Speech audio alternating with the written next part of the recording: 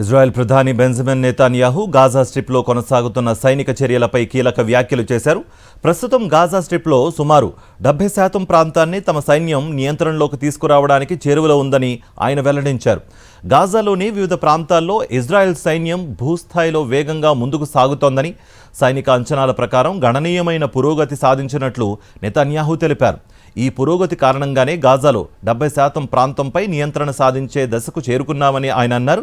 యుద్ధం ప్రారంభం అయినప్పటి నుంచి ప్రభుత్వం నిర్దేశించిన వ్యూహాత్మక లక్ష్యాలను పూర్తిగా సాధించే వరకు సైనిక చర్యలు కొనసాగుతాయని నెతన్యాహు స్పష్టం చేశారు. అమెరికా మధ్యవర్తిత్వంలో ఇజ్రాయెల్, లెబనాన్ మధ్య కుదిరిన ఫ్రేమ్వర్క్ ఒప్పందం ఇరు దేశాల మధ్య కొనసాగుతున్న ఘర్షణలకు ముగింపు పలకడమే కాకుండా భవిష్యత్తులో శాంతి ఒప్పందానికి కూడా మార్గం సుగమం చేస్తుందని నెతన్యాహు పేర్కొన్నారు. ఈ ఒప్పందం ఇజ్రాయెల్, లెబనాన్లను బలోపేతం చేస్తుందని, అదే సమయంలో ఇరాన్ మరియు హెజ్బుల్లాలను బలహీనపరుస్తుందని ఆయన అన్నారు. ఇది భవిష్యత్తు పరిణామాలకు సంకేతమని వ్యాఖ్యానించారు. ఈ ఒప్పందం ప్రకారం దక్షిణ లెబనాన్లోని భద్రతా మండలిని ఇజ్రాయెల్ భద్రతకు అవసరమైనంత కాలం కొనసాగించే హక్కును అమెరికా, లెబనాన్ గుర్తించాయని నెతన్యాహు తెలిపారు.